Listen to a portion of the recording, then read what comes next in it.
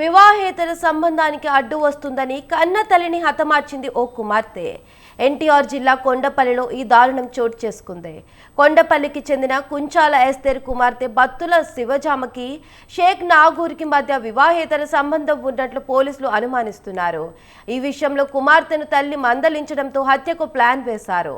తల్లిని హత్య చేస్తే ఆస్తి సైతం వస్తుందని ప్రియుడు షేక్ నాగూర్ వలితో కలిసి ప్లాన్ చేసింది. అనుకున్నట్లుగానే తల్లిని హతమార్చింది.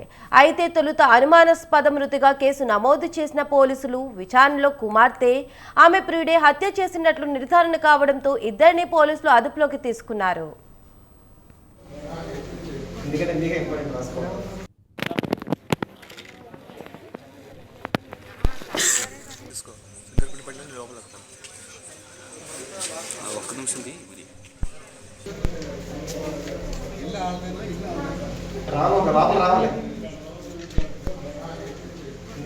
ఇంపార్టెంట్ రాసుకోవాలి.